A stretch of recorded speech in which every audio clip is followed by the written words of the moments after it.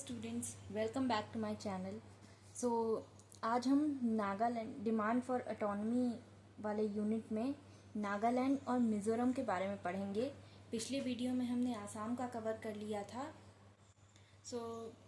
और north east के क्या इश्यूज थे ये भी डिस्कस किए थे, इंडो चाइना वॉर की वजह से या ब्रिटिश पॉलिसीज़ की वजह से क्या इश्यूज थे वो भी डिस्कस किए थे। तो अगर आपने नहीं देखी है वीडियो तो आप वीडियो प्लेलिस्ट के थ्रू देख सकते हैं या फिर मैं उसकी लिंक डिस्क्रिप्शन में भी डाल दूंगी।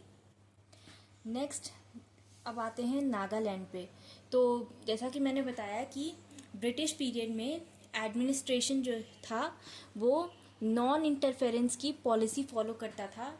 मतलब they were not concerned about the issues of the north east.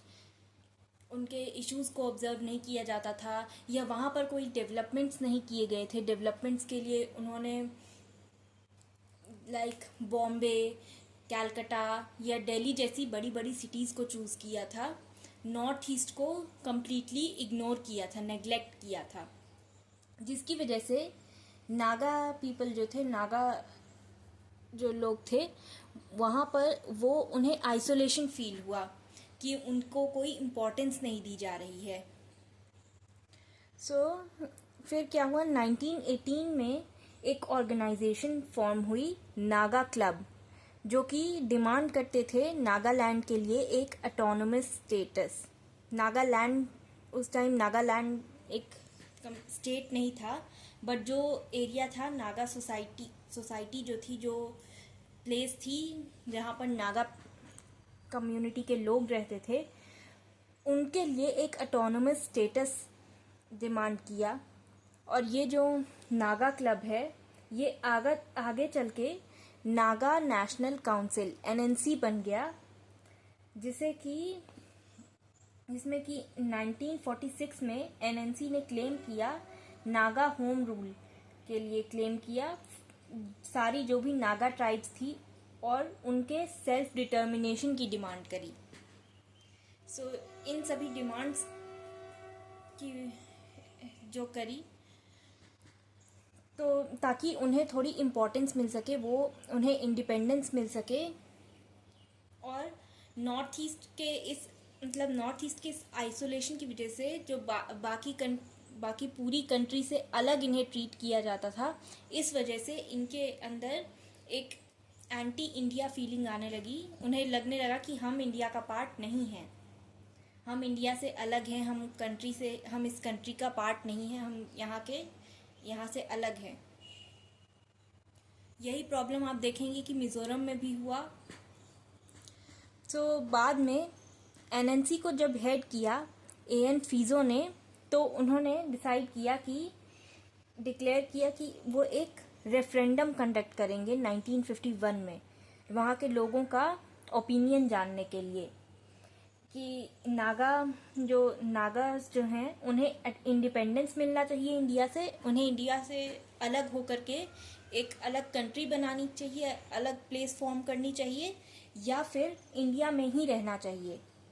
तो ये रेफरेंडम हुआ था 1951 के मई में, एंड रिजल्ट जो आया वो था कि ऑलमोस्ट 99% नागा पीपल जो थे वो इंडिपेंडेंस को सपोर्ट करते थे। उनका मानना था कि उन्हें इंडिया से अलग हो जाना चाहिए, इंडिया से सेपरेट एक स्टेट बनाना चाहिए। तो क्या फिर उसके बाद ऑफ कोर्स इंडियन गवर्नमेंट ने और असम की गवर्नमेंट ने इस रिज़ल्ट को रिजेक्ट कर दिया, बिकॉज़ वो तो नहीं चाहेंगे कि इंडिया के बीच में से कोई एक प्लेस अलग हो जाए, इंडिया के बीच में से एकदम कोई एक अलग कंट्री फॉर्म हो। तो इसके बाद क्या किया, नागा नेशनल काउंसिल ने 1952 के जो जनरल इलेक्शंस थे, जब सबसे पहले जनरल इलेक्शंस इंडिया के, उसे बॉयकॉट कर दिया। काफ़ी ज़्यादा प्रोटेस्ट्स होने लगे, आर्म्ड स्ट्रगल नहीं कहेंगे बट एक सिविल डिसोबीडियंस मूवमेंट की तरह फॉलो किया जाने लगा थ्रू एनएनसी। जो नागास थे उन्होंने ये एक फॉलो किया सिविल डिसोबीडियंस पब्लिक लाइफ में, और इसको स्टॉप करने के लिए गवर्नमेंट ने कई सारे स्ट्रॉन्ग मेजर्स दिए, सिक्योरिटी फोर्सेस भेजी, and finally Naga hill district जो था, एक एरिया नागा हिल एरिया, उसे डिस्टर्ब्ड एरिया डिक्लेयर किया, क्योंकि वहाँ पर सबसे ज़्यादा जो प्रोटेस्ट हो रहे थे, और उसको डिस्टर्ब्ड एरिया डिक्लेयर करके इंडियन आर्मी के अंडर कर दिया। जैसे प्रेसिडेंट्स रूल हो डिक्लेयर किया जाता है, वैसे ही इंडियन आर्मी इस यहाँ पर डिसिप्लिन मेंटेन करेगी। ये डिसीजन लिया गया।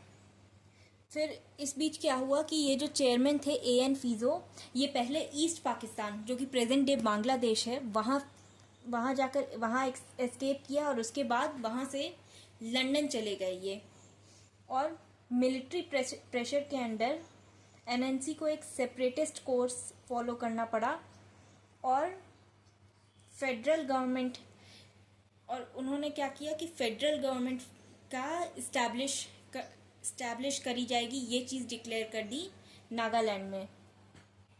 अब इसके बाद क्या हुआ, एनएनसी को भी दो ग्रुप्स में डिवाइड कर दिया गया। एनएनसी भी दो ग्रुप्स में डिवाइड हो गई। एक थे मॉडरेट्स जो कि नॉन वायलेंटली इशू सॉल्व करना चाहते थे, दूसरे थे एक्सट्रीमिस्ट्स जो कि थ्रू वायलेंस के थ्रू अपनी डिमांड्स फुलफिल कराना चाहते थे। तो वो काफ़ी ज़्यादा वायलेंस में इंडल्ज हो गए, और अंडरग्राउंड होकर वायलेंस कर रहे थे। फिर 1956 में कुछ मॉडरेट लीडर्स की मीटिंग हुई जवाहरलाल नेहरू के साथ, और उन्होंने अपने इश्यूज रखे। तो इसके बाद 1957 में नागा हिल डिस्ट्रिक्ट को असम से सेपरेट किया गया, और उसके बाद 1963 में नागालैंड स्मॉलेस्ट इंडियन स्टेट, दिसंबर 1963 में नागालैंड इंडिया का स्मॉलेस्ट स्टेट डिक्लेयर कर दिया गया। बिकॉज स्मॉलेस्ट क्यों? बिकॉज गोवा तब नहीं था, ये बात आपको याद रखनी है। Goa was not a state at that time.